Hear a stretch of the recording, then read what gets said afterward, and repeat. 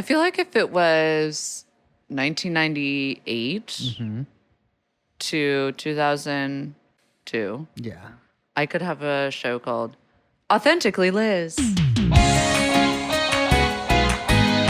it was like, authentically, Liz.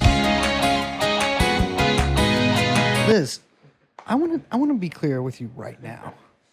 Do you know what I mean? He's laughing. Yeah. What would what would the content of Authentically Liz be? I don't know. I think it's like maybe a little Nickelodeon, right? Okay. It's like Suddenly Susan. Yeah, but it's like it's like Authentically Liz. And it's like, maybe it's like, oh, she's kind of like goofy and weird, but she's authentically Liz. That's true. And it's like, oh, through trials and tribulations, maybe she sometimes gets it wrong, but in the end, she'll always make it right.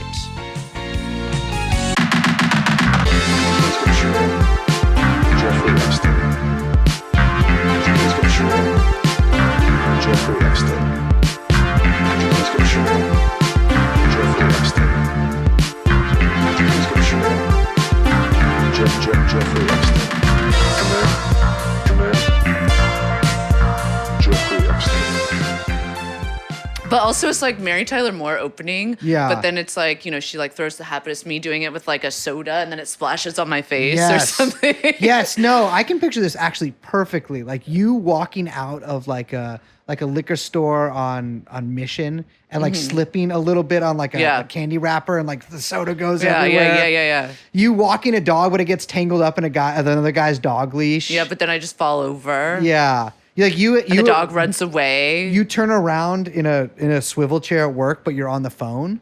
Yeah, totally. And then I get like caught and tangled. Yeah. And there's like everyone's kind of confused and I can't get out of it and it's like taking way longer than it should. Yes, you're like your card getting declined at a restaurant, and then like another one where you're like being arrested for tax fraud. Authentically Liz. Yeah, and then this other one where you're the first person executed for tax fraud. Hello, everyone. Hello. My name is Liz. My name is Morpheus, and I offer you a choice where you take this pill, where Authentically Liz exists. You're back in 1998. You're 14 years old, and you just smoked salvia. Or will you take this pill, where it's 2022, and I'm introducing you to our producer, Young Chomsky, in the podcast TrueAnon. Looks like you made your choice.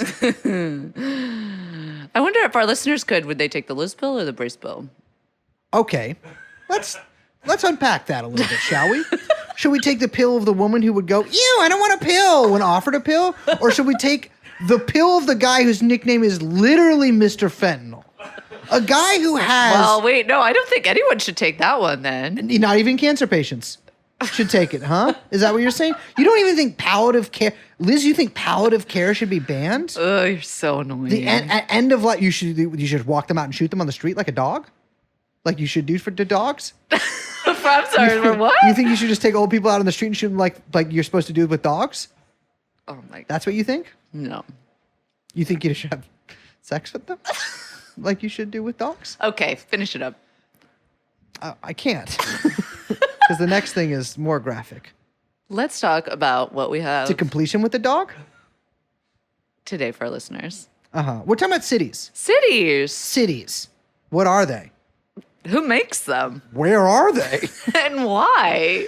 The thing I love most about cities, Liz, has to be the buildings. What do you like? I love food halls. Oh my God. Check this out. One of my main attractions to cities, the people. I'm crazy about like, if you could just get, okay, imagine Okay, I am. like, I don't know, maybe like not even a whole block, city block, but like a quarter of a city block. A micro block.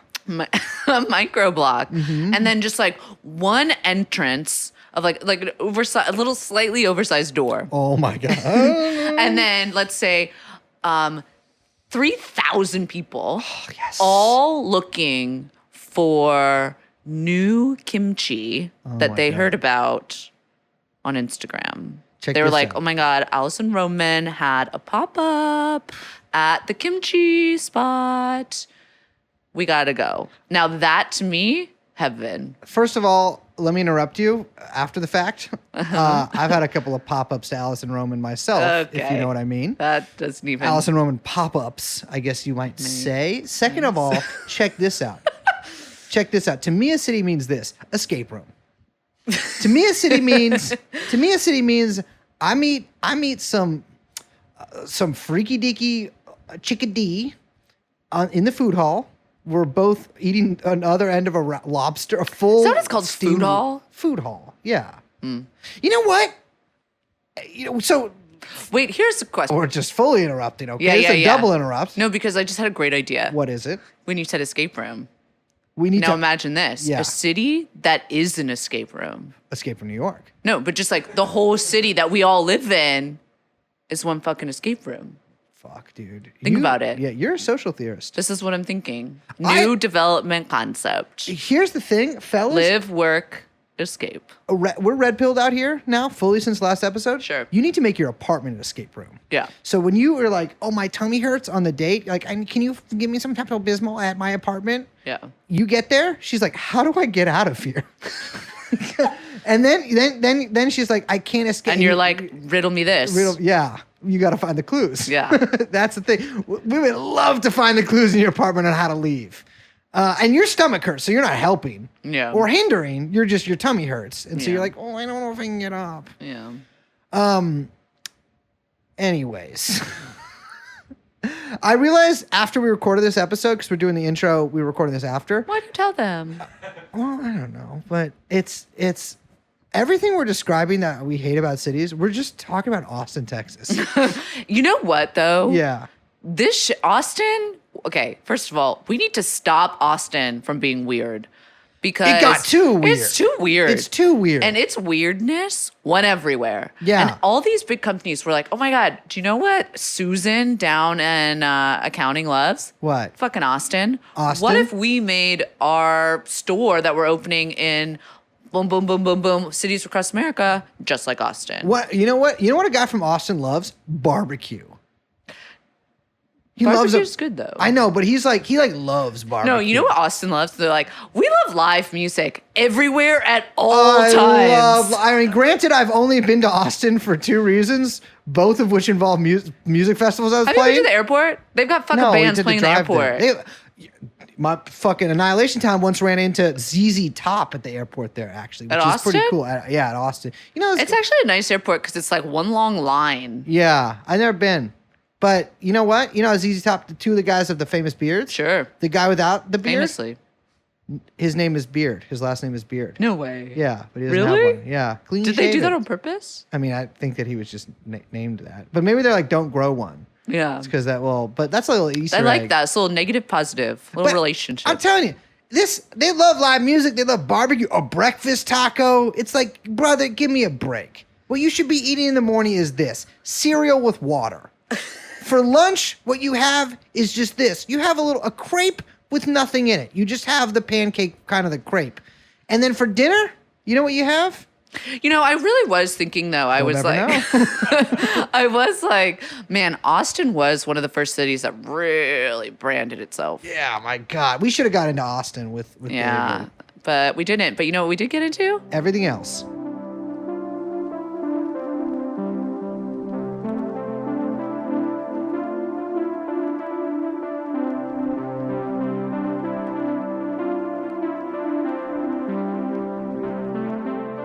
Hey, listeners. Do you live in a mid to large-sized metropolitan area? Perhaps somewhere like Atlanta, Georgia, or Albany, New York? We're here to present to you a 50-minute slideshow verbal presentation about why your city needs to immediately build an arts district with a large food hall that showcases many of the culinary and gastronomic delights from your city. Would you like lobster grilled cheese? Perhaps a lobster roll sandwich? Maybe even lobster sushi? Well, in the next close to an hour-long period, we will be joined by Professor David A. Banks of the Department of Geography and Plans. What are those plans, you might ask? Well, let me tell you before he does. We are building a fucking arts district in your town. Then we're gonna put up those things on the fucking poles that say like, welcome. Like, you know what I'm talking about? The little flags where they have an atom. Like, welcome to Sacramento. No, it's got a cute little nickname too. Yeah. Sacktown. Yeah, exactly. Like, well, that's not that cute of a nickname. Well, but Sacktown? they think it is. That's what they call my lips. Anyways, Anyways. Hi, good to be here. Pleasure to meet. Let me finish. Listen, Professor. Let me finish the introduction. Please. Thank you. Author of The City Authentic: How the Attention Economy Builds Urban America. David, welcome to the City Show. It's a wonderful to be here. Thank you. Yeah. Thanks so much for coming. So, David, Brace. your book introduces us to 3 concepts. Will you list those out for us? Yeah, sure. One is that cities are bad. Yeah, that's one of them. The City Authentic in general, right? Yes. The title of the book is in reference to what I say is like basically the third movement of cities. The second one will go backwards, being the City Beautiful, which you might have heard about if you ever took like a class in college that had the word urban in the title. Didn't, but I know what beauty is. Right, and then in the middle is in between the City Beautiful and the City Authentic is the City Efficient, right, which is usually a reference to a reference that is less often used, but is usually to refer to like making cities, well, more efficient, right? So you install highways, you professionalize every part of how a city runs. You might hire a city manager instead of an elected official or something like that. And in general, the City Authentic is meant to describe this third wave of cities where everything is centered on, like finding a cool nickname for your city, being just quirked up enough that people will show up to try your lobster bisque that you can only try in that one place, stuff like that. Bisque. Yeah, but what's sort of more disturbing, I think, is like different from the first two movements is that this one is very psychological. That the part that makes the city like interesting, that authentic feeling, comes from a lot of like searching that people have to like, why am I going to live where I live, right? Because you can live in a big city for usually the reason you're going to live there is for a job, right? But then it's like, okay, but it's really expensive. It's hot. Like this guy's staring at me. Like why am I putting up with this? Yeah. Right. And no space. It stinks. The usual Rats. Rats. Yeah. Crawling on my ankle. That happened the other day. Oh no. Yeah, but you It did. And it's like, why is this rat crawling on my ankle? Why bother with this, right? And it has to be something deeper, right? Yeah. There has to be a deeper meaning for all this. And so while you're saying that to yourself in the shower, right? You think of like, well, I don't know, famous people lived here, or like this cool thing happened here this one time, right? Or only in the Big Apple can I make it this way, right? But if you live in like a smaller city, right? That question becomes even harder to answer, right? Because it's not New York City. It's a place where you usually have to say like, oh yeah, it's 20 minutes away from a place that more people know about, right? And once you start having to answer that question, it becomes more about why would you come there? And it has to do with maybe there's something back in the history of the city that was really interesting or can't be exported somewhere else, is basically what you're looking for, is something from the city where you live that can't be exported because everything else can be. And so usually it's identity or a history or something like that. And that's what the City Authentic is kind of trying to get at. So give us some examples. So this is something I neglected to mention in the 45-minute intro for this episode, but you live in Troy, New York, right? Yeah. And there's a lot of Troy references in this book. I've never been to Troy. I don't know. Liz, have you been to Troy? No, I don't totally know. I mean, after reading your book, now I know where it is, but I wouldn't have been able to tell you where it was prior to that. Yeah. Well, did you know that's actually where like collars were invented? Like Stop collars. it. Like, no, it's true. That you used to put on shirts. The detachable shirt collar is invented in Troy. David told me that while we were walking up the stairs. Yeah, it is actually connected to the very first women's union, the Collar City laundresses. Of course women would be making the men's collars. Yeah. Tale as old as time. I'm guessing that many of our listeners have lived in small or mid-sized towns, although now they have moved to New York to pursue a career at Beacon's Closet or some such secondhand vintage store. Correct. What, like, you know, a big part of this is like how these kind of smaller places really sell themselves to get people to move there. And so, like, give me some like Troy specific examples of that, just to connect people this like academic concept to some real life stuff that Sure. like our listeners might recognize. Yeah. So I mean, one thing that you would definitely recognize is when you go maybe on like a daycation, you know, like or something where there's a cute little art thing on the sidewalk, and Yeah. there's like lots of different kinds of ones that are painted differently. So it's like oh wow, look, there's like a bison that like Yeah. and someone painted it to look like a cat. That's crazy, right? Stuff like that. In Troy, we have Uncle Sam. Apparently, Sam Wilson, the war profiteer, sold some was in Troy for a while. That was a guy? Yeah, it's supposedly based on a guy named Sam Wilson. I don't know if I feel comfortable about him wanting me. Yeah, yeah, right. That lends a new meaning to that post. Yeah. yeah. But there, you know, they like the business improvement district made little Uncle Sam's, and like all the different businesses could paint their Uncle Sam differently, and like a bar had, you know, like the big stovepipe hat was like a beer stein or something like that, right? And so there'll be things like that, something to get people thinking about whatever brand you want the city to be, or whatever little icon you want associated with your city, right? So that's going to be one big like city authentic kind of thing is to get people invested in something usually pretty benign or stupid, but say like, oh man, only in Troy, right? or only in Dubuque, you know, so just like something that someone can when, you know, like your friend comes in from out of town, be like, oh man, I bet you've never seen put ground beef on macaroni or something, you know, whatever weird culinary thing your neighborhood does, your city does, or whatever. So it's usually things like that.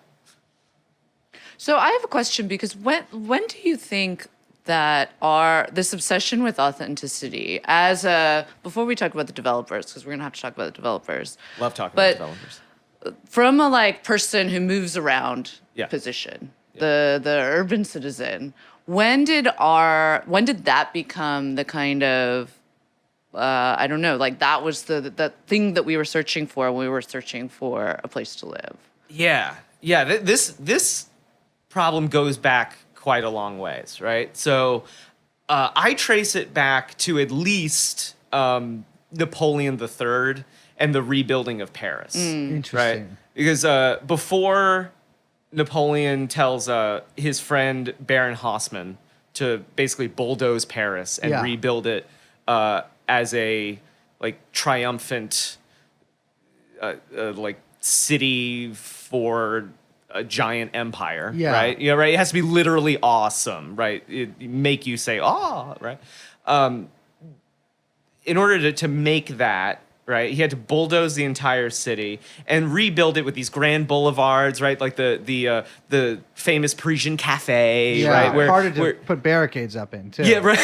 Well, so it's hard to put up a barricade, so you can't do the Paris Commune, right? Right. You want to prevent the Paris Commune, but you do want to be able to like ride a ton of horses Sure. abreast, like down a giant boulevard. So the city's really easy to control from the top down when it's built that way, but it's also a city designed to be seen in, right? It is it's a kind of social media where these these little Parisian cafes have these big plate glass windows, which is a new invention, but it's also like, you know, like why would you do that, right? Like why would you make it so easy to get into a cafe or something by like throwing a brick at it, right? There has to be something really good for wanting to do No, so this new social life expensive can thing. advertise itself. Yeah, and it's so you can advertise yourself and like, ooh, look who I am. Interesting. Look at who I am. Look at what I'm wearing. Look at who I'm with.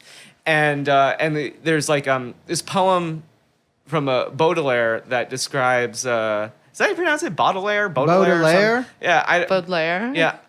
I've only read his name. Yeah, same. You know who I'm talking about, or you don't, and it doesn't matter. Yes. But he has this one about like this couple sitting at a little table in Paris, and there's like this family that presses their face against the window, and this poor family, and the boyfriend is like, oh my God, I feel really guilty. He feels liberal guilt, right? Yeah. It's invented in this moment. This guy has the first liberal guilt feeling, right?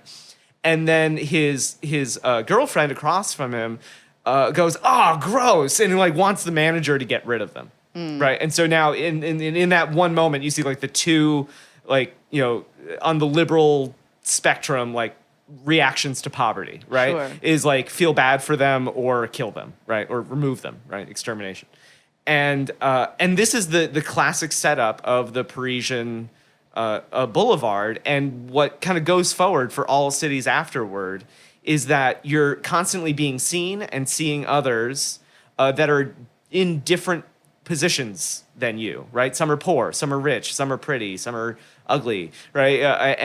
In New York, summer models. And yes, exactly. That's the big thing here. Yeah. Some are like hot, ugly, right? Is that what? They kind of look like aliens. That's Yeah, also yeah. models. No, the Right. real red pill is when you realize that models kind of look like alien grays for Yeah. the most part, but they have Yeah. long legs. Yeah. Oh, that's it. If we ever get a chance to talk about selling the OC or selling Sunset or anything, I'm down. I'm down for talking about those lizards. But yeah. So now that that's all set up, basically, ever since then, and the historian Peter Hall puts the City Beautiful movement. It begins it with that new Paris and ends in Hitler's Germany. Actually, he ruins it for everyone because it's a little too much now. But through this middle period, yeah, you build the city to be seen in, to do things in public. Yeah. Right. And because that happens, you also have this fear in you that's like, what if I do this wrong, right? Like, what if I make a bad performance in this the city? anxiety of performance. Yeah, of yeah. And course. this is basically when FOMO starts to Yeah. actually Okay. Yeah. build up, right? Because now everyone can see what everyone else is doing. You get like the calling cards, or you're like, oh, this person came here, that goes there. I'm at the Right. brasserie. The gourmand's table's full. I'm forced to sit amongst the rabble. Exactly. While he eats Right. a rare bird. And what if Yeah. I order the wrong rare bird? And he might snatch it off my plate. And worse yet, right? People will see you do all of those things, Yes, right? yes, Everyone will yeah. see it. Yeah. Right. And so I usually talk about like the Paris Boulevard. I tell my students that the Paris Boulevard is kind of like is social media, right? Yeah. And now it's way too late to say like it's like your Facebook feed, right? Because Yeah, but it's none of them are on analogous to Facebook. the fact that it's But it's like an algorithm. it's a sort of like a public place to like judge and be judged, and to sort of like express yourself in this very public way in order to like see yourself reflected off of others. Yeah. So then the obsession with authenticity, to get back to the heart of Liz's question, right, is that you want to sort of tell people who you are, even if all the contingencies of the world never happened. Right? If you had full control over your life, which you never do, right? Like, what would you be? Right? You'd be like some like Jacques Cousteau, like scuba diver with a cool accent, or do you just Yeah. like smell weird, right? Like whatever your thing would be, right? And the city sort of gives you these opportunities to just like briefly show who you are, who you would want to be, but most of the time you just are who you are. And there's actually some really interesting writing in tourism studies, which is, believe it or not, a thing, right? Where they do like sort of typologies of different kinds of authenticity. Yeah. Right. So like the first one, I'm gonna be citing Ning Wang's 1999 article, if anyone cares about Oh that. my God, Right? I'm crazy about Ning Oh Wang. man, when that first came out, it was Yeah. the only thing anyone was talking about, right? But she has like these three different versions, right? There's objective, which is like what an art historian does, right? They authenticate, right? Sure, okay. Is this an actual Monet Yes. or whatever? Yeah. Gotcha. right? Yeah. And then the second one is more like subjective or socially constructed sort of stuff. This is where the woo woo. Was this man like an authentic member of like the surrealist movement? right? Yeah, no, this is where the postmodern sirens should be going off, right? No, in this one, it's really about meeting expectations, right? So you get advertised to that a Hawaiian vacation involves getting like a lei put on you. There's white sand beaches. You drink from a fruit. Right, some Yes. sort of drink, A right? big like muscly guy, but who somehow kind of has short legs. Is like, this beach is for locals, man. Right. Yes, Yeah. that's gonna happen to you.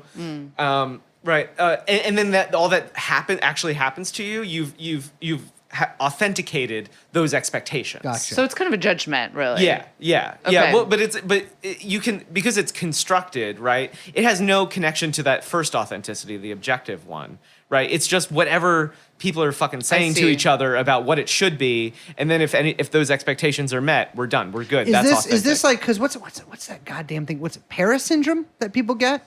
Paris syndrome? Oh yeah. We're You know what like, I'm talking about? yeah, Tel you Aviv get there and syndrome, everyone's too. like, oh shit. It happens a lot with yeah. with tourists. Yeah. Japanese tourists. Japanese tourists. Specifically, yeah. And, they get to Paris and it's frankly, I can't remember whether it exceeds their expectations and they're so taken in by it, or actually like it doesn't meet any of the expectations they It's that have one, from yeah. media. Yeah. And it invokes this like tremendous sense of like vague loss in Yeah. people, and it can break you. Yeah. It's because like, oh my God, I'm here, and the thing that I wanted that was always like somewhere else, Yeah. right? I'm here now and it's not here, so like where the fuck is it? Like where is this cool thing? Yeah. What's fascinating is that kind of anxiety, because I'm thinking about, okay, how that manifests and like really just in my own brain right now. I'm walking everyone through my thoughts. Thinking about how, like where that's kind of manifested in my life, et cetera, Yeah, whatever, right? same. But like thinking about, Paris syndrome or whatever, or exactly what you're explaining, they're talking about in tourist studies, this sort of like second kind of judgment of authenticity or whatever. It's like trying to think about how that kind of came about before social media. Because what I would say is that then social media has put all of this stuff on like crazy hyperdrive. Sure. And how that social media has completely like just, I don't know how else, like blown out everyone's expectations of like what an authentic vacation looks like, to stay within tourist land or whatever, or what an authentic apartment for this type of person looks like, or Yes. what this authentic, all of those types of, the way we conceive of our experience in spaces has just radically, I don't know what, like, it's like, I don't know. It's I totally blown up. I agree. I think that like, especially in terms of like, prior to social media and this sort of like seeing your peers or people who might be marketed as your peers, like having these experiences, most of the time you would have seen this stuff on TV or read it in books in this very like stage managed way that you kind of like part of you knows is stage managed, right? And it's this like fairy tale sort of stuff that you see. Whereas now you might see like people you actually know in real life sort of presenting this very curated like view of what their vacation was like. And you might, I mean, you could be like a savvy normal person that like isn't like totally fucking fried from looking at the internet too much, and even still internalize a lot of that and be like, this is what I have to do when I'm on vacation. And like this like constant comparison to your like subconscious comparison to what you see other people doing, because you see their experience, like you see these sort of snapshots of their experience, and like that kind of gets like marked as the authentic vacation in your head. I mean, again, speaking like strictly to tourism stuff. Well, so now the third one is what she calls existential authenticity. Oh, God. Right? Yeah, that sounds. I think I have that. That sounds. I think the whole Yeah. point is everyone knows that. Yeah. No, I think you I'm gotta get rid of it. existentially authentic. Yeah. Well, in that one, it's you do something that makes you feel like the real you, right? So you're Models. going to a Broadway play, right? Yeah. You're like, I'm a very cultured individual, and now I'm finally doing it, right? Or I'm rolling around in the gutter, and like that's who I've always remember wanted to be. when I was younger, and I was like, I vividly remember, and I audience, forgive me if I mentioned this probably on the show before, but I remember one time I was in my apartment, and I was like shooting some dope up, listening to television, and I was like, man, I'm a rock and roller. Oh my God. Yeah, I was And, going like, to say, it sounds like a very adolescent way of It's- experiencing and the world. It is. This is sort of a memory is very embarrassing for me to. I mean, I can do it kind of like No, in yeah, a self-effacing no, way no, now, no. but like it is so juvenile. But it is such like a. I think. I mean, I was an adult when that happened, Yeah, and yeah. I'm sure that I do things that are similar, if less like obviously embarrassing now even. Well, Hegel called this, right, the freedom of the void. Yeah. Right? Yeah. Where they like modernity pulls out this like really comfy part of you, right? Yeah. Where like you feel self-assured of like what you should do for all eternity, right? Your last name is Smith, so you're going to be a blacksmith. It doesn't matter if you're good or bad at it. Banker. It's just what you are, right? Banker, for example, right? A And Jack. And and so like you didn't need to like try to be somebody, right? You were bestowed it from Right. birth, right? Which might be bad if you don't like that thing, right? But at least you have something very specific to rebel against, or whatever, right? But here it's just like this empty. It's a void, right? And and it's nearly impossible to fill it. And so you just feel adrift. And so, yeah, you do things like, oh, I think I saw this on social media once, and that became an aspiration for me. And now it kind of feels like I'm doing it too. This feels very authentic, right? Because if you go on Instagram, I actually don't recommend anyone do this, but if you go on Instagram and you search for Live Authentic. Yeah, I did that after Yeah. I read it in your book, and I was like, "This is not one that I've seen before." And then I read that part in your book. I had not heard of that, but me neither. I'm but now going to search for it. Yeah, there's a lot of gems in there. Yeah, it's yeah, it's like a and it sounds almost dated as a hashtag, and It yet is. It absolutely is. Yeah. oh, people still hashtagging it. Yeah. Hello, nurse. Hello, nurses. I got a whole hospital of them here. Yeah, so it's like thirst trap nurses, They're all or German. it's like someone hand feeding a giraffe, or like Yeah. like stuff that is like not obviously not real, but it is like somehow authentic, right? And so what is that authentic thing? What is it authentically, right? It is just like this sumptuous, consumptive moment, Totally. where you just get to be like the most of this one thing, right? Well, so it's one thing for this to be happening on the boulevards of Paris, right? But it is quite another for this to be happening, like we're saying, on social media, and then not just you yourself looking at that hashtag on your phone, but then that person taking that photo or that video in a real space in the real world, and that having then ramifications on that physical space and how that then changes, right? Yeah, Like, yeah. something I noticed. This is like the new thing it's not new, actually. It's been a couple months that I've been really obsessed with this. But there's this fucking phenomenon that I'm calling like TikTok blocks, where there's entire blocks in cities around the globe, right? We live in a globalized world with fake flowers. Yes. Everywhere. Oh my God. Yes, Yeah. yes. Once you put, I call it like it's like a virus because it's spreading on these buildings. But what I had kind of put together the other day that I was looking at, like, I don't know, I was like on West Broadway, which is like the fucking belly of the beast for TikTok world. Just like Soho needs to be completely blown off anyway. So the colors of these flowers and these like installations on the outside of buildings, which are clearly meant to attract people to the businesses for creating content that will then be shared on social media, which Exactly, will be, free, whatever, right? The way that these like either restaurants or cafes or, boutiques, whatever ice creameries, whatever the fuck all these places are, the colors are so hyper saturated. Yes. And I realized like there's this like really like deep, bright magenta that's used because of how it pops on the camera.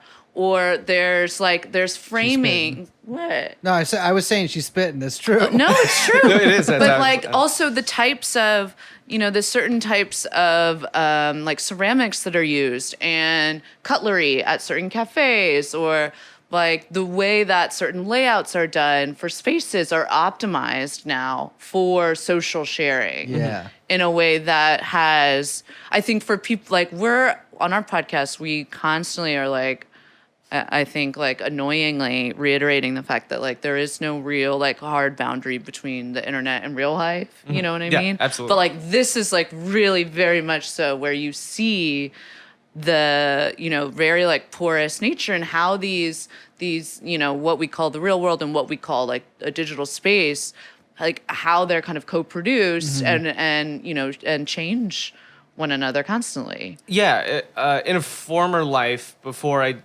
was doing a lot of stuff on cities, I did a lot of internet studies stuff, which is I think pretty clear in the book eventually, Yeah. right? That the two come together. But yeah,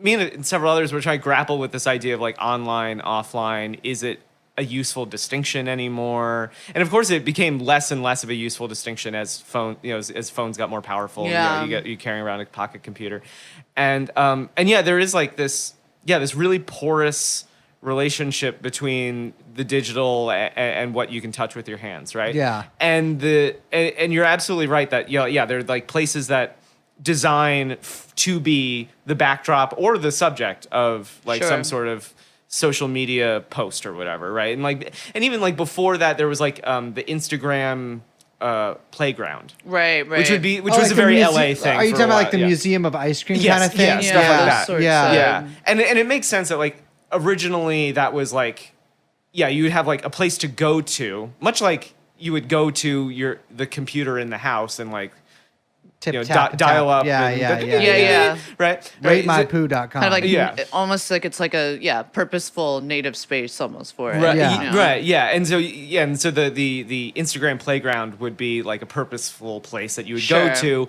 to make content for your followers or whatever.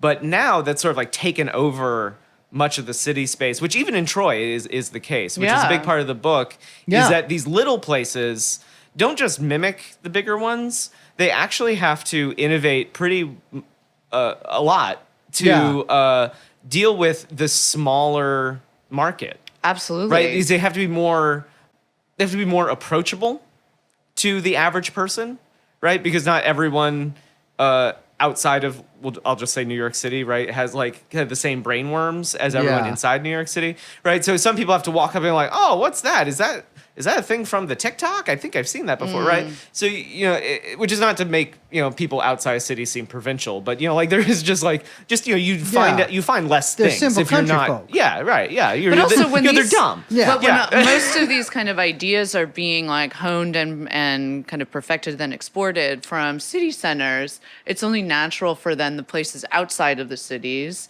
to be performing them almost like overcompensating, right? Yeah. They're trying to understand that the logic that generates these ideas, and so they're doing it in a kind of, it ends up being maybe a bit more cartoonish than it would have, coming from the original source. Yeah, and then there's also like a pretty practical reason for the way that they do it too, which is that digital networks have an urbanizing character to them, and what I mean by that is like, for example, in Ulster County, right, which is just sort of I do know where that is. Yeah, there we go, right? And like you know kind of what? like- It's a part of England. I'm sorry. they're like northwest of the city of New York City, right? A lot of fairly well-off people like fled from COVID Sure. and bought. I remember and all bought those. little- I remember all those like.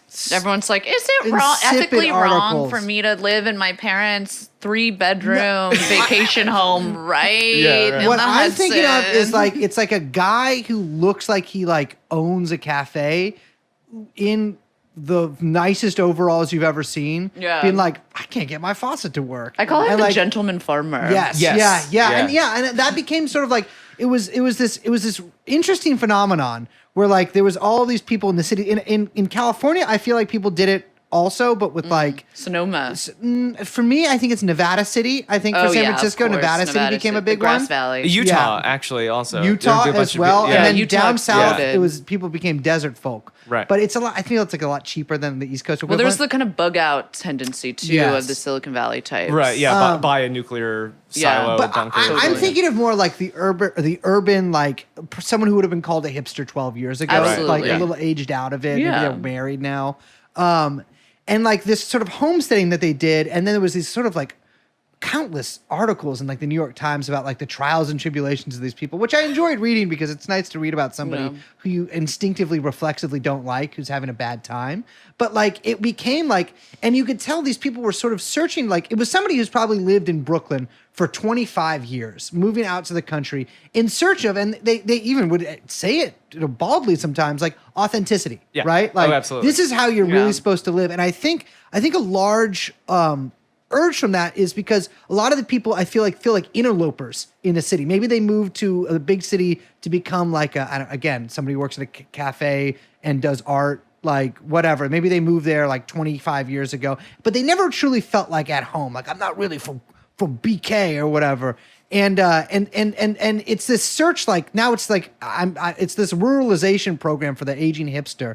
And it's interesting because I feel like it does play into this, like this decades long that I've witnessed obsession with authenticity that people have. And being in San Francisco, I've seen it so much firsthand because San Francisco has like a very, gold rush and then kind of like, the fire and then like the rebuilding in the 20s, all this stuff, or like until like the 20s and like San Francisco's history with the hippies and the beatniks and all. And then. And a shit ton of money too. Exactly. And then like to see all of that, much like Gay Paris, demolished and then sort of rebuilt with references maybe to the past, but with this new sort of veneer of authenticity that actually like is supposed to attract people that despise what actually made San Francisco sort of the subjective, authentic San Francisco and the objective, authentic San Francisco.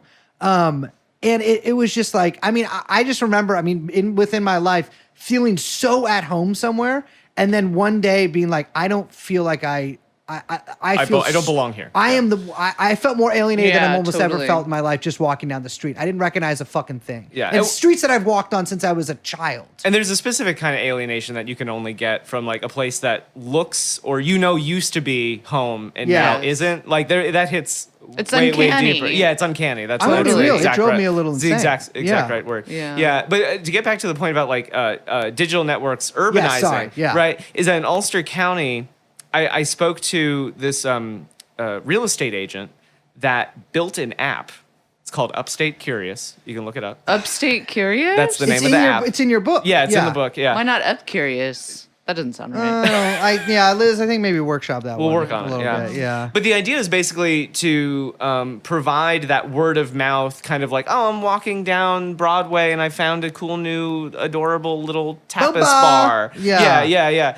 And so you can't do that serendipity on country roads, right? Yeah. Unless like you just drive around aimlessly like Also, a David not Lynch a character ton or of something. businesses just randomly on country roads. Right. Yeah. So You not really have like to a- go look for, and also because like there's this. Just another one of these brainworms in authenticity where it's like it should be a little hard to get to, and it's Yes, like it's like Yeah. a speakeasy, but you're not ever gonna get arrested. You know?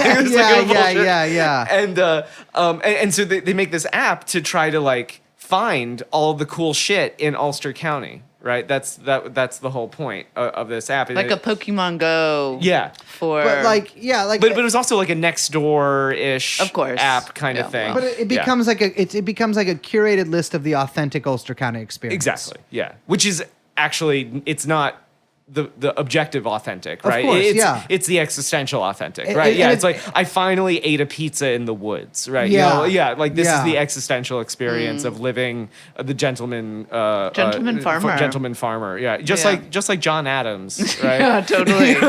He would leave Philadelphia and then eat a pizza in the woods. I mean, to I guess do like the relate this to California thing, and again, for it. Listeners, I'm sorry. I've lived my entire life in major urban areas, so if you don't relate to this, then I'm sorry. Yeah. Maybe you should have gone to Pratt. This is actually the first time in my life I've lived in not a major urban area. Yeah, that's true. Actually, Liz lives on a barge. No, but I mean, so like, I apologize. Like, I have, I don't apologize, but like, I have lived in San Francisco almost my entire life, and so it's like, the experience I can relate are mostly related to that, but like, a big thing that I noticed when I was younger, it was like, I would see people like, kind of have this freak out in the city, and then they move to the desert and then sort of like inhabit this like character of like, I'm like a desert, like 60s burnout kind of person. Yeah. Like the chicks would all get like kind of fringe jackets and witchy hats. Yeah, and like, yeah. it sort of presaged the I always want to call it the Ouija board movement, but like the tarot kind of person. When I lived in LA, a lot of expats to Joshua Tree. Exactly. Opening up, I'm going to open up a vintage store. It's like, no, you're not. Yeah. But no, they will. They will. They It's will. gonna be They'll an air- get around to it. Yeah. It's gonna be in an Airstream Any day trailer. now. Yeah, and they're gonna, like, sell exactly. things Totally. on Etsy. And then they actually live in Joshua Or, like, Tree, and they're right, like, yeah. damn, it's kind of freaky over here. Man, like, yeah. Man, these mountain folk do a lot of meth. Yeah, exactly. And you know what? We city folk do too.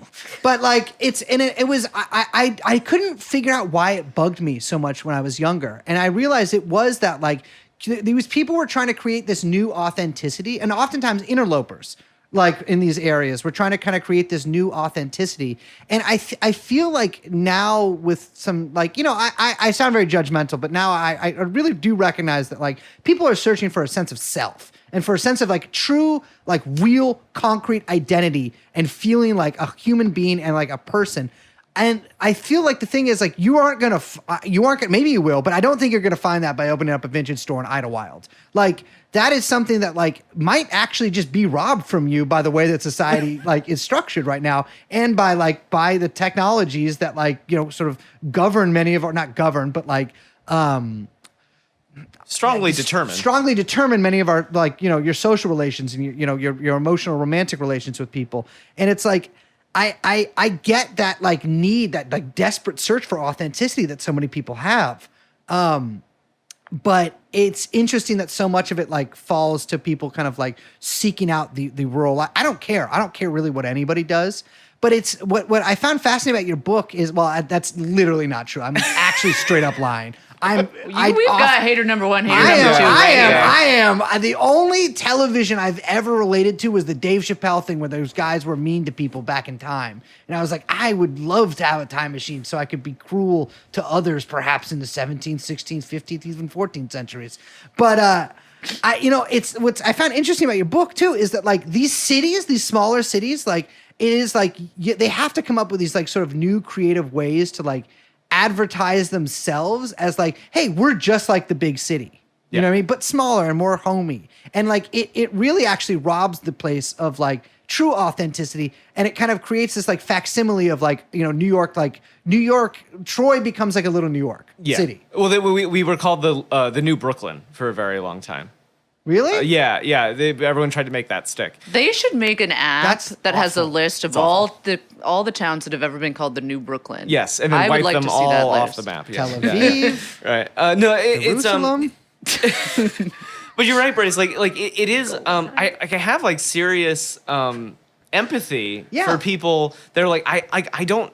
Something feels wrong, right? And like this world doesn't feel right, and maybe it's where I am, or like what I'm doing for money, and or like what kind of clothes I'm wearing, what sort of affectation I give, right? And it goes beyond sort of like the high school clique, like am I a goth or am I kind of thing, right? It goes into this like, well, like what should I what's the purpose of living, right? It's just the very most fundamental questions, and unfortunately, it usually gets worked out because so much of our lives are like mediated by commodified bullshit, right? That these really serious, earnest questions come out in the goofiest, most like unrespectable ways possible, right? It's just like, where it's just like, I'm gonna pretend to be a lumberjack. It's just like that's not. That was a really interesting moment. Yeah. Whereas, and it's almost like that Twitter joke, right? That like men will literally become a lumberjack instead of going to therapy. Well, the right? thing is, but the funny thing is, they won't literally become a lumberjack. No, that's like, correct. Yeah. They won't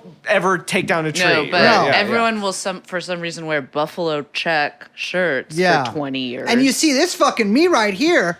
I'm literally I know this is a podcast, you can't see me. I'm wearing nothing but an adult diaper. And I've clear cut probably thousands of acres of forest a year. You pull it off really well. And I get no credit for being like an authentic, or rural guy. So we've spent some time now talking about the cities trying to attract people to move there by taking on these kind of authentic, I don't know, creating these brands for themselves. I mean, that's really what it is. That is exactly what it is. But on the flip side of that is like, almost an even bigger portion of this whole conversation and kind of stretching all this out, figuring all this out, is that the cities are trying to brand themselves for development dollars. Yes. Right. Because they're all, especially the smaller ones, are in big competition to get basically whatever they can. Yeah. And you do, I think, a really great job in the book of kind of, dipping into David Harvey's work of explaining how crucial uneven development is for capitalist expansion to continue apace and in fact increase, and for cycles to speed up in the pace that they need to. And so for every Troy bottoming out and New York rising, that kind of that kind of unevenness Yeah. is kind of essential to capitalist developers like finding new places and new untapped cities to, develop and, get more Frontiers, people to yeah. move and then make bigger cities. And then, of course, that undermines its own so-called authentic brand, which we can get to in a little bit. Yeah, yeah. So yeah, you mentioned David Harvey. I lean heavily on this book, Urban Fortunes, by two authors whose last names are Logan and Malich. That's all I remember. But the book is about as old as I am, right? And I 300 300 years old. Yeah, I moisturize really well. But You are wet. and I had it assigned to me as an undergrad in the 1700s, and I assign it to my students today because I'm lazy and I don't want to read another book. No, all good. But but actually, the real reason I assign it is because all those problems still exist. They is completely unchanged. We have not solved any of these problems, and the problems that the book Urban Fortunes describes is this will to grow, just this what they call the growth machine, where just every city and everyone that is in charge of it, all they have to do, their entire job, is to grow the city on every metric imaginable. Yeah. Right? Like how physically bigger economy, more people, physically larger people. Yes. They want giants to move Yes, in. yeah, Right? yeah. No, 5'9". Yeah, The right. Iglesias conundrum. Yes, yeah, Yeah. 1 billion Americans. Right. Yeah. I never read that book because why would I? Sure. But I feel like there's something connecting there. Totally. don't I know, would love to open up that guy like a hog. That'd be crazy. See what's in there? What's that thing? It's You just know? tiny ones. Yeah. Oh my inside. God. It is 1 billion. Yeah. That'd be crazy. One But billion just like with a Americans, they're pencil. all inside. He's like, Yeah. I told you. Yeah. But no, the every city has to grow in all these different ways, and it does always, every single time, undermine everything that you actually want a city to be, right? Livable, affordable, something that you recognize, the Cheers kind of feeling. want the where trains everyone to run knows- on time. You want the trains to run on time. Yeah, no, but you want Yeah. you want somewhere that feels like a community, but that also works for you to live in and isn't a fucking Right. hassle every time you walk down the Yeah. street. Right, but what ends up happening is that your city never has any money for any of that stuff. There's a reason for that, right? It's has a lot to do with how the contingencies of history of how we just kind of like blew out cities, usually to the detriment of black people or immigrants, and we just like literally pick jobs up and move them as far away from these people as Sure. possible after they have they've been used up as much Migrated, as yeah, we wanted, yeah, right? yeah. We can just like find cheaper labor somewhere else. Yeah, deindustrialization. Yeah, deindustrialization, right? And so what ended up, but even in like cities that benefited from that, Sure. like in the 70s and 80s, right? Eventually those jobs moved again, thanks Bill Absolutely. Clinton. From the South, yeah. Right, yeah, like yeah, Bill yeah. Clinton got rid of them in NAFTA and all that, but that's overturned now, right? Trump, Oh, what did yeah, I Trump call forgot it now? about that. Yeah, yeah. Remember they were like, we're opening an air conditioner factory. Yeah, yeah, And the that was carrier, it. And then that it kind carrier of just like, I factory. think that That didn't never really happened. I think it it- eventually did, but just like wasn't. It opened Even actually. if it did, I mean, Pandora's box is open. There's no way you can't put it back in. And so what ends up happening is that city officials just go out and look for just something. Like when Amazon was trying to find a second Yes. headquarters, Oh my and they and they were going, ooh, I don't know where we're gonna put it. Gosh, maybe it could be your city. I forgot about that. Yeah. That was one of the most humiliating, It was so humiliating. mayoral Yeah, it really periods in the was. world, where every mayor was like, I'll suck your dick, dude. Just Yeah. like move it here. We will Yeah. build you. They were a like, I'm highway." alive, mayor. Yeah. Like, dude, you can text my wife, bro. Like, it's like, but They it were was like what the crazy. cities do for the Olympics. Yes, Yes, I mean, it it's is. the same kind of Yeah. frustrating. Yeah, the thing I like- do for what I say for like the Olympics or the World Cup, right? Any of Sure. these moving. We got slaves, dude. things. Like, Yeah, right. Yeah, right. Yeah, is it like it just puts a deadline on as much growth as possible, right? Right. And so in that deadline opens up a bunch of stuff and it also excuses a lot of things. I mean, right? for San Francisco, that was one of the big nails in the coffin when there was the big deal for Twitter to move in, and that was thank I you, can't- Jane Kim. Yeah, when was that? I don't 2010? remember exactly the year, but I remember being at work at the fucking Brothers Papadopoulos Flowers, and my bosses, like, who made like $12,000 a year, and I was standing there like, How come they don't have to pay any money in Right. taxes, but we do? We Yeah. didn't really pay taxes. And that's really that was like the big, I don't know. That destroyed it. I mean, no, it Blew was the dam it was, out, and- yeah, that was San Francisco's one of countless instances of San Francisco politicians really just being like, "Here, have this. We'll fucking pay you to have this." Yeah. And then just destroy this neighborhood, remaking your image. Yeah. And now, if you look at where the Twitter headquarters is on Market, I mean, It's on what, 5th and Market? Yeah, I No, mean, it is- Sorry. it's like 4th, Eighth? or no, No, it's like, up there. It's up like there, on not 10th. 4th. Yeah, And it's it was where like the in mall an, like is. in an old scare quotes historic building, right? Yeah, It was yeah, some they're sort most Oh, of them they all down have there. to right. be Yeah, in they like, have the ones to be. on they all have to Market be in Street. like, whatever the equivalent in San Francisco is of like a Flatiron building. They have to Right. have that, Yeah. so then it can be like you say, authentic looking. Right, You're well, in this right, kind of like that- locked that- space. It is really crucial, especially for social media companies, right, to inhabit these iconic buildings. Yes. Because I think my theory is that it kind of like makes them feel like they've always been there. Yeah. Right. Which is I think is useful for a company that's like, we are your community. Yeah, bitch. yeah, You yeah, know, yeah. but it's also like they have so much fucking money for no reason, and they don't do anything with it because they hire like 12 people or something at these I've companies. seen those TikTok videos. Yeah. You know what's so funny? So I saw one just the other day. You're talking about the day in the life. Yeah. Where, Oh, you've yeah, seen these. yeah, It's like yeah, 20-year-olds. yeah, So it's like, yeah. so I get up and then I get my acai bowl and then I'm Right. like, hey, what's up, Courtney? And then we go to like a team building Yeah. and then I'm like, oh my God, I'm tired. And then I go into whatever. I go into cryostasis for 45 Yeah, years. yeah, yeah, I yeah. come And it's out. always I don't know that, what time like, it is. Yeah. welcome to Uber, Chicago, or Yeah. whatever it Yeah. is. And Yeah. I think too many people are kind of like incredulous about it. And they're like, I can't believe this is what kids these days are. And it's like, this person obviously works in HR and this is Yeah, like part of their like, marketing budget. yeah. But like, also, This I is saw not real. one like a couple days ago. And it was so funny because it was like retweeted by one of those like right wing, I don't know, who knows what accounts, like Caesar icon or whatever. And just like, all these like, Mark Aurelius.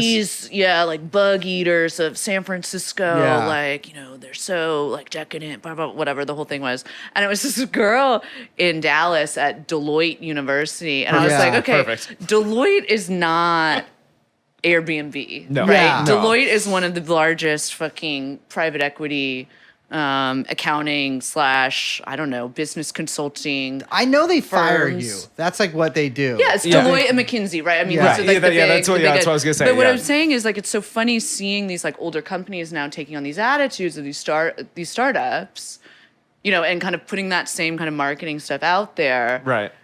And people being a little, they realize that like they too like don't have a tangible good, right? Yeah. And so they're like, oh yeah, so we just need to like look cool. Yeah. Like that Yeah.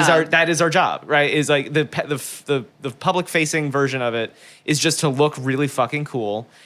So that at least like your guard will be down for like the first 2 days that we are involved in your life, and then Yeah. and then the third day you're homeless, Yes. right? but like those 2 but days, it's like the it same was some stuff great as- poke bowls. Yeah, you know? It's business training conference, oh, you have to go through McKinsey training for Yeah. 2 years, normal shit for consultant world or whatever. But it's so funny now to see it rebranded as like, hey, what's up, world? It's Google, Chicago, Yeah, yeah, 7 yeah. a.m., getting my oats. Matcha latte. But something that sort of struck me is like, all right, so there's this sort of search for the city authentic that a lot of these cities themselves are like. They're like the city boosters, the business district, or the council. The fucking Chamber of Commerce. Chamber of Commerce. All these things are sort of like city boosters, right? But like the moneyed interest behind the city, the people who actually stand to gain from people moving there, or like really at the end of the line gain. But something that's like really funny about that is like the city efficient period that came between City Beautiful and City Authentic. Uh-huh. The city efficient period, especially in America, especially with like highways, really demolished a lot of the beauty in a lot of these cities, Absolutely, right? Like, yeah. I mean, I remember when I was 15 and finally like actually seeing America. Like I had not left the Bay Area all that much as a kid, and my band was on tour. We did a 2.5-3 month tour when I was in high school, which was a long story. But I remember like going through all these towns and be like, wait, everywhere just is a subway. And like everyone's just like, it's just like a freeway and then a subway and then like Wait, some you mean Subway houses. sandwiches? Subway sandwiches. Yeah, Okay, not, yeah, there's yeah. no. No, not no, public there's no transit. public transit. There's no Are you public kidding transit. me? Only sandwiches. Only shitty sandwiches. No There's public like transit. 2 cities in America with a subway. But I remember seeing that and be like, wait, what? Like I thought these were all like I'd like just seen like old movies that took place in towns outside of San Francisco. I was like, how come it's not like that? I remember going to LA. I'm like, this is just freeways. And like, it's funny because so much of these cities, like the authentic heart and soul of these cities was really demolished during like that period of like, massive adoption of cars. And like, and I'm not even like a big anti-car. Don't even get me wrong. I love fucking badass hot rods. Not that I can drive them, but, it's crazy because now it's like this search for like authenticity. And it's like, well, we actually demolished all the things that made this like town or city unique 40 years ago, 50 years ago. But like, here's a picture of it. And like, I've been to so many like actually I haven't, to be honest with you, but I've been to one or two brew pubs by accident in my life in like a mid-sized city. And they'll just have a picture of how cool the street used to look on the wall. Yeah. Those are classic. And then if you perfect. go They're out, like, oh, our IPA is named after that. exactly. Right, Yeah, exactly. Yes, no, that is a crucial part of the city authentic, is naming something that you can buy for some like ridiculous price, named after something that used to exist that we demolished for a highway. Or like when I describe like the city authentic like taking form in Troy, I describe this wine bar that's gonna start up. Oh yeah. Which but the this wine bar, right, is getting all this buzz, this local buzz, and he names it the Confectionery, which doesn't make any fucking sense because it's a wine bar and not a candy store. Yeah, right. Yeah, but there was There is no difference. But there was a candy store there in like 1875 or something, right? If he had called it what was in there just before it was a wine bar, it would be like the Troy Insurance Company and wine bar. Yes, Sure. Right? But you don't want that, right? So you have Right. to find the perfect little Farm. foofy thing. Actually, yeah, I'll be honest, Troy Insurance Company Wine Bar is a fantastic name for a wine. I've never been to a wine bar, but if I was to go in one, Also, it'd be be something so named funny. In 40 years, they were just like, "Oh, this is my wine bar, McDonald's." that. yeah. Or the wine bar insurance company. Yes, right? You yeah. just like go all the way around. Yeah. But yeah, no, Brace, it's interesting you describe that because I had like kind of the opposite experience where I grew up in South Florida, which is like the cultural equivalent of like a cornfield. I was right? just there, brother. I know. Oh, you Wait, were? I was where in the exactly in Keys. South Florida? It was Miramar, Florida. It's in between Miami and Fort Lauderdale. I went to the Keys recently. Oh, right. Yes, I did see that. Yeah, and, I'm sorry let me about tell that. you, there was Yeah. there was a lot of authenticity. Weird. Go on. Yeah, no, I'll connect you with some fun people in South Florida. But no, the thing about South Florida, right, is that it's it goes from the coast, right, inward. Yeah. So if you're where I grew up on the southeast coast, right, you can it's like rings on a tree, right? Like the thing that is west is newer. Right, so and you can just like watch it change, right? And so you can actually look like on Google Maps, like watch the buildings get bigger, like the homes get bigger, like they turn into cul-de-sacs instead of on a street grid and stuff like that. But there was never like really any culture there, right? It's just World War II ranch style houses as far as the eye can see, and I saw in movies again, like what you were saying, Brace, right? Of like places that made out of bricks. Yeah. Same. Right? And I'm like, holy shit, that looks crazy. Me too, dude. We don't have bricks in San Francisco. Yeah. I was like, that looks nuts. You build a whole building out of that? That's crazy. Right? And then when I moved for grad school to upstate New York, I'm like, everything is so fucking old. This is so wild. Right? Like stuff still made out of like wrought iron and like, is this gonna stand? And the answer was not really, but we were really close there. Right? But yeah, it was just, and so it was really funny then to watch everyone fall in love with all this stuff that I had just seen. And I'm like, weren't all you motherfuckers like living here the whole time? They're like, yeah, and it's beautiful. We love it. And I'm like, I thought everyone hated it here, right? Yeah. Like this is like the like blown out industrial cities that all of a sudden just some people really, really like. But then, of course, there are like other people who, that actually have lived there for a long time. Well, like authentic Troy or Albany or whatever kind of people, right? Who still fucking hate it there, which I think is really probably the only authentic experience you can have with a place is hating it. That's right. You have to hate where you live, and I don't think a lot of people really like that. Yeah. Right. They want to like go to a place that like creates that warm, fuzzy feeling. And I don't think people want to really think about the fact that maybe like the most authentically of a place you can be is a place that you hate. I keep coming back to that, to be honest. Like that's not in the book, but because I don't want to put that down on on paper. I'll put it in a podcast, but like I can't. That really just seems to be the only people that feel like they are where they should be is someone that's sitting there like, my taxes are too high and I fucking hate the teachers at these schools. Yeah. So, like that's it. Like that means you are where you should be. I mean, I think it's something I really like kind of come back to with that because like I would, it's funny because like everyone I know from the Bay all kind of hated the Bay because like we really like are from the like the last gasp of like when you could live there as a normal person. You know what I mean? yeah. Like we witnessed in our lifetimes, like you and I, like how that just like changed and ended essentially. Right. In large part, obviously, there's still lots of normal people that live in the Bay Area, but you know what I mean? Like the before it became what it is today. And like everyone I know kind of hated it. You know what I mean? Like you hate it, but you also like within that hate was like flashes of like pure, absolute, like unadulterated electrical like love. Yeah. For the Bay and for the city for a lot of people. I can say it. You can't. Exactly. Right? And Yeah, so that's yeah, the whole yeah. thing. It's like people would move to the Bay Area. And I remember me and Max always talk about this and like bitch about it. We're like, who the fuck gave you little cocksucker? You Yeah. think you can fucking move here and complain about crackheads? The things I complain about, Yeah. like I get to complain about Exactly. those things. You Those are don't. my friends. Yeah.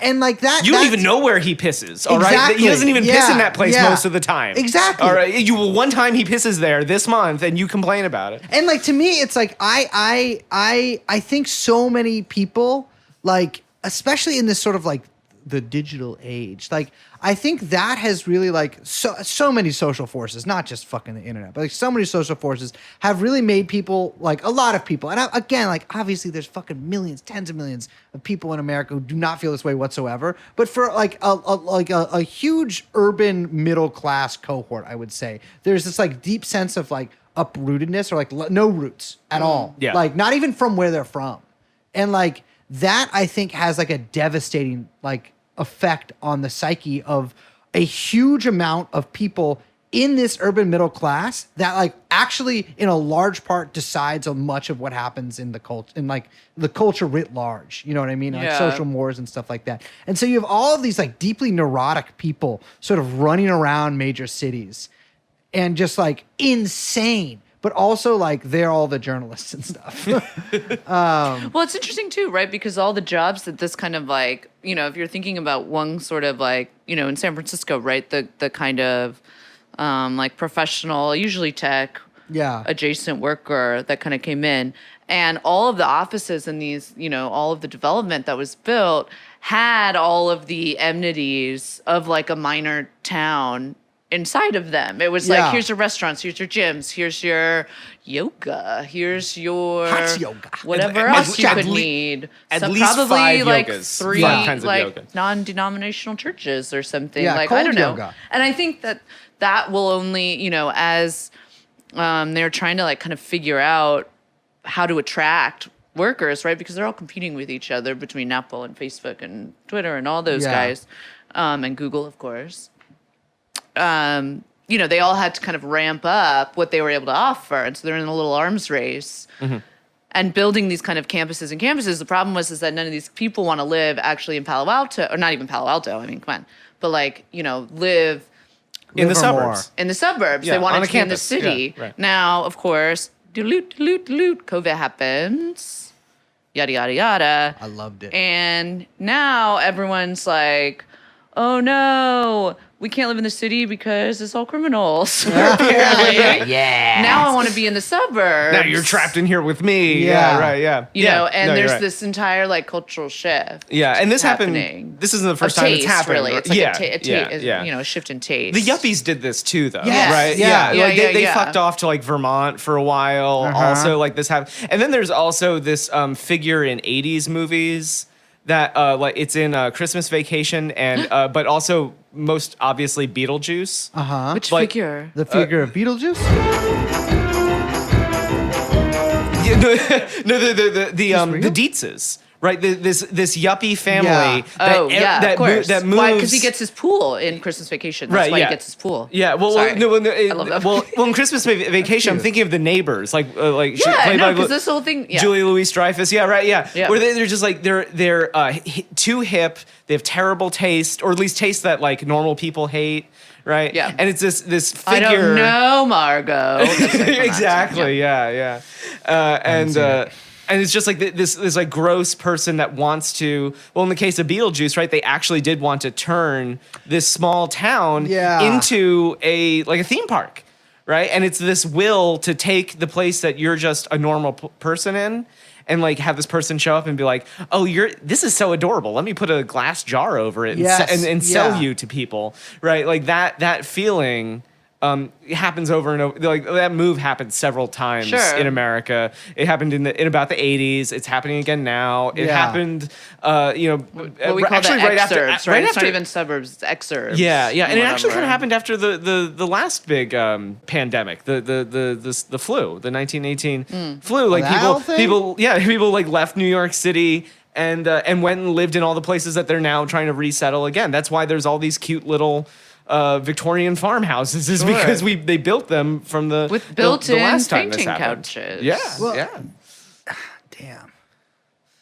Dude, So cities in are some ways- fucking crazy, bro. Yeah, so it really is. It does kind of feel like the culture trying to digest Yeah. all this shit that it made, and yeah, it's digesting shit. Well, Let's keep going with that. And I would Right? say it's like actually kind of like happening. It's probably like happening without even realizing it, and mimicking a lot of cycles of capital that's moving around, right? Right. Because Because you have to sink it. You have to put it into has to go something because it's somewhere. frothy and it's Brew moving pub. around too much. Yeah, you're right. Yeah, and yeah. so when there's nowhere else to develop and there's no money to actually put into cities anymore, it has to go somewhere else, right? Mm-hmm.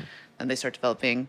New developments happen, new places emerge, Yeah. and people go and find them. Yeah. Or you bulldoze the mall that you built in the 70s Yeah. in the middle of the city. And then put you up the food hall. Yeah, you put up something that's called like live work environment or something creepy like that. I Yeah, will yeah. say this though, the fucking food hall, man. I first found out about these little fucking cocksucking inventions like fucking, I don't know, 4 or 5 years ago. I went to some town and it was just like all of their food was in a hall.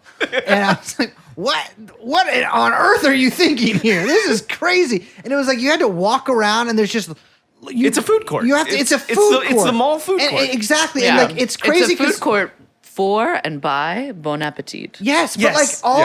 all of these towns now, every town has an arts district, and what you're really looking at there is a deconstructed mall. Yeah. Right? A deconstructed Absolutely. mall for somebody who would live in BKLYN if their job wasn't out there. You know what I mean? And so it's like you have your like lobster bisque or whatever, lobster ravioli and all these places.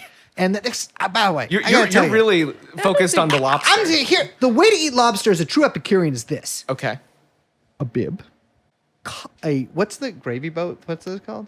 A gravy boat. It's a bit like a gravy boat worth of butter, the tiniest fork in human history, and a female with delicate hands. In fact, a spider-armed female with delicate hands and 6 forks to put them right on your tongue. So, but like all these food courts, just like ravioli, and then there's like you can buy like arts and craft. There's tchotchke stores. That's something I noticed that Sure. opened up, like a place that Absolutely. sells like cards, but candles too. Yeah. And then also like a few books and like but it's like nice kind of and like expensive votive things they sell there. And it's like, I realize like, oh, I'm just looking at an entire neighborhood now that is a mall. And like because malls are kind of gauche and like not like artistic and they're not authentic enough. Right. I think people really were Yeah. like, this is not authentic. This is too like mass produced. They're all And chain so stores. Now Yeah. we sell like shirts that say like have like a bear holding California and an outline that says Yosemite on it, but it's done cutesy 80s cartoon style. And like that mass produced, like sort of mass not mass indie, like It is kind of. but it is kind of mass indie. I call it predictably unique Yes. in the book. Yes, Yeah, yes, yeah. yes. And like and the brew pub and the fucking Right. crazy ass burger and like but that it just sucks. Right, And yeah. like Yeah, it's like a burger that's like, it's got everything. yeah, it's like We put arugula on it. Has anyone ever done this before? Yeah. hot Yeah, yeah, I mean, it's just like, and it's just all, it just drives me nuts nuts. Yeah. And it's like, and it's crazy because all these towns in America now just like have the same thing. Just like all cities basically have the same thing. All these like smaller cities and smaller towns now also just literally have the same thing. It's a Subway. Okay, everyone still has Subway, which is, by the way, the worst fucking food establishment. If someone tells me like Subway, I immediately take down their information for when the purge happens. My list is thousands long. Disgusting, the stench of it. But like all these small towns just look the same. They have the same fucking thing. All these big cities look the same and they have the same fucking thing. And they all sell it the same exact fucking way. Where if you live here, you will feel authentic. You will feel at home. You will feel like a human being. And it's a lie. You never do. You never, ever, ever even come close to feeling like a human being. And I think that drives everyone insane. Absolutely. And that's why mass shootings happen. I want to paint a really disturbing picture for you, right? I think words? we'll put all of this together. Yeah. Yeah. Right. So there's a building in Troy. It's really big. It's called the Headley Building, which is funny, right? But it has painted on the side a mural of arrow shirt collars, right? Because as we talked about earlier, like a detachable shirt collar comes from Troy, right? And so and it was manufactured in this building. So they've made a mural of what used to happen inside the building on the side of the building. The rest of the outside of the building was like rehabbed in like the 90s to like remove any trace of like character at all, right? It's just like pure smooth surfaces. No more gargoyles. Right, exactly. You gotta get rid of those. And then once you go inside, first floor, food hall. Yes. It has a restaurant called Homicidal.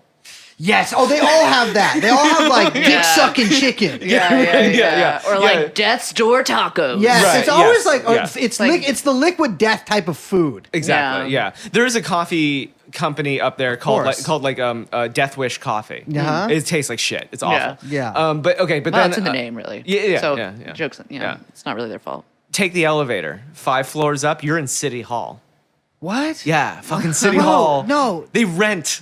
Our City Hall rents Your a City floor Hall's above in a this food hall, dude? Yeah, yeah. They don't even, yeah. What? And they What rent if I'm it. trying to get married And to they- a model? You I go have into to- the rental. I have to bring my blushing bride through the food through lines of corpulent maggots looking for their lobster fucking ravioli. My thin-legged, beautiful, gorgeous, beautiful But you wife. know what? On the plus side, your little reception afterwards, table for 6 at Homicidal.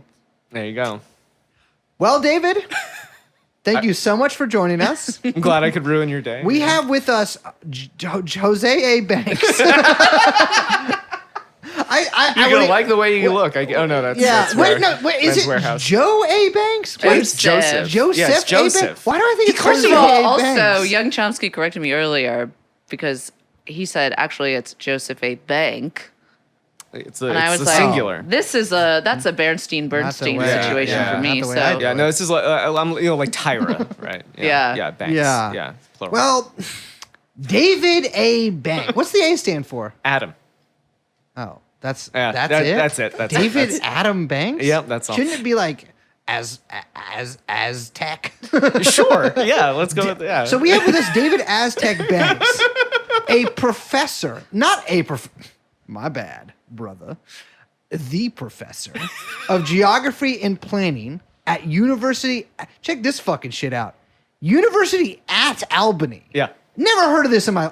Not of Albany. I was going in for a labor management meeting because I'm You're an management. officer in the union, and we were going to a labor management meeting, and the administrative office has like the names that the university has gone by since like 1875 or something, and Yeah. they keep fucking changing it. Were And there so- any cool and they ones? they're looking landed for on the that most one. authentic Yeah, name right. for Were the there any university. cool ones? The first one was like the Albany Normal School. Oh, Oh, no. you'll never catch me going Yeah, there. right. Yeah, yeah. Well, then it was called like the Albany Quirked Up School. Yeah. and so on. Albany Funky White Boy Academy. That's the thing. I want to be honest with our listeners for a sec. I've always been authentic. I have been since the day I came out of the womb, crawling like a damn soldier in freaking training on my hands and knees, like a dog. Also, Authentically regarded. I've been yes. So we have with us today Professor David A. Banks, Department of Geography and Planning at University at Albany, with his tome, The City Authentic: How the Attention Economy Builds Urban America, out soon on the traitorous University of California Press.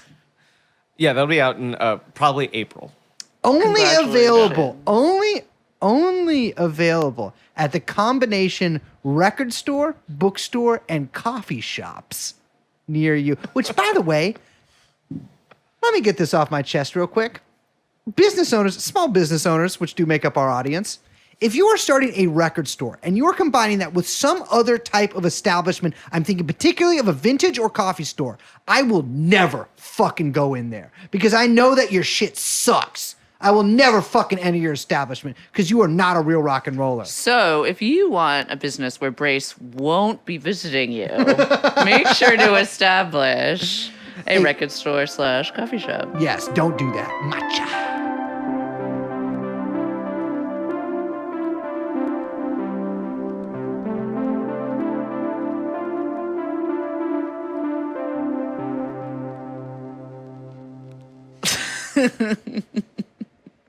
You know that every time I look at this poster that's on Young Chomsky's wall, I just read it as Boba Fett, That is, yeah. which I don't. What is that? It says there's no. No, what's Boba Fett? Oh, it's bounty hunter. You don't know what Boba Fett, dude. Women. Here's my thing, dude. How on earth could you hate women? You are fucking psych. Who else is gonna be like, what's They are so beautiful and incredible. Jesus Christ. Boba Fett is a bounty hunter from Which one? Mandalorian. No, he is Oh. Mandalorian. He's from Mandalore. He's from Mandalorian. Wait, Mandalorian? That's the cartoon No. one? The Mandalorian is a Disney Plus television show that came out later. Boba Fett. Oh wait, I'm thinking of the clones, Attack of the Clones. That also wasn't a cartoon. I think that was a movie. But it was on the The internet, Clone right? Wars. Clone You're thinking. Wars. I never saw it, but Me that was neither.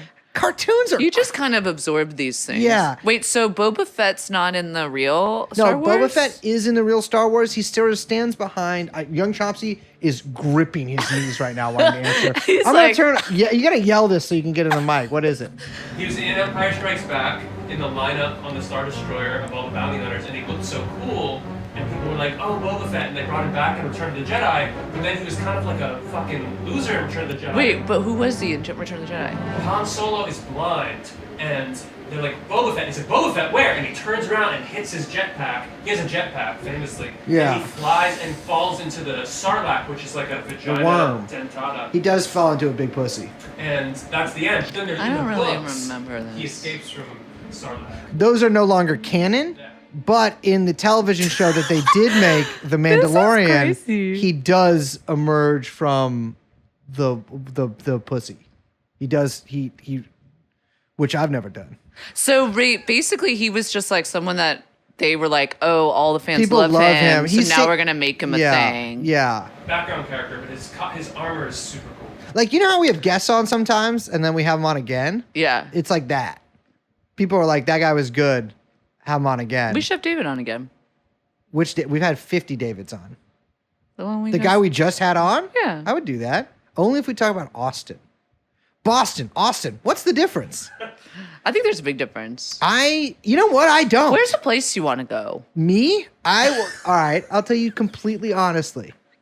I would like to go. I'd like to go to Italy at some point in my life. Where in Italy? Haven't really thought that far ahead. Okay. I've been on one like adult vacation in my life, Yeah. and it was to Syria. That's No, not. I went to Greece and Ukraine. Yeah, But I guess I'd probably go to Italy and figure out what's going on there. Sure. There's a lot going on there. Problem is, whenever I go on vacation, I always go somewhere fucked up and miserable. Sure. I need to go somewhere normal. Where would you go? You know, recently I really want to go to Vietnam. Mm-hmm.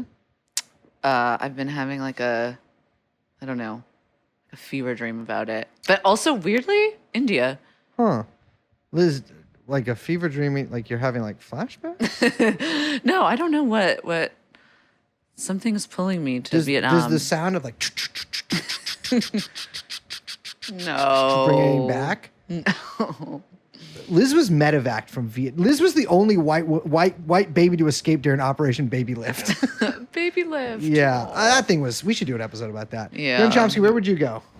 Well, just Portugal was very nice. Lisbon was nice. I would like to go to the Amalfi Coast in Italy.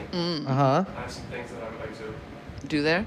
Pause. Do you have some people that you need to? Do you have some business to take care of? Some fits that I would like to wear there. Oh, okay. Okay, pause.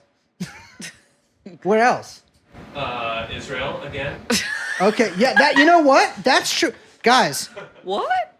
we honestly, well, we went there last year and did those secret shows. Sure. We should do that again. Because last time it was like kind of like we were sponsored by the government, so it was like kind of like we couldn't really have like the full experience. I think in order to make it cool, this is what bands always do. They're like, we're gonna play the Israel show because we want Israelis and Palestinians to come together, and then we're gonna play a show in Palestine or whatever. Like bands always do that. Here's the thing: we're just doing Israel, Palestinians only. Here's my thing. I don't want to do either of those, but I do want to do Riyadh. Riyadh, yeah, we should. You know what I've always wanted to do? Dog sleds? I want one of those with people. And I feel like Riyadh is where I could do that. Yeah, or Qatar. Or Qatar. World Cup, baby, November. Let's go. Well, yeah, I do love football. I love a foot. I feel like you first paused there for a second because you weren't sure which sport the World Cup was It's not going to my be. problem, really, what they're doing over there. Yeah, I mean, all right. Yeah, we should go back. All right. You know what? TrueAnon Pact. Next year, we're going back to Israel. We're going back to Riyadh. We're going back to Qatar. We're going back to where all the places people don't like. We're going back to Kiev. We're doing that one, but this time we're going armed. We're going back to, you know what? We'll even out. We're going to Moscow. We're going to go to Washington, D.C. as well. Washington, D.C. With that being said, I love you. I'm Liz. I'm Bryce. We're joined by producer. Young Chomsky. And this podcast, which was 95 minutes of us talking about whatever we'd like, is now over. And it's called TrueAnon. Oh, wait. We did that weird. We did that weird. Wait. No, I'm going to save it because I'm going to say it doesn't matter. We'll see you next time. Bye-bye. Let's go shoot. Jeffrey Epstein. Let's go shoot. Jeffrey Epstein. Let's go shoot. Jeffrey Epstein. Let's go shoot. Jeffrey Epstein.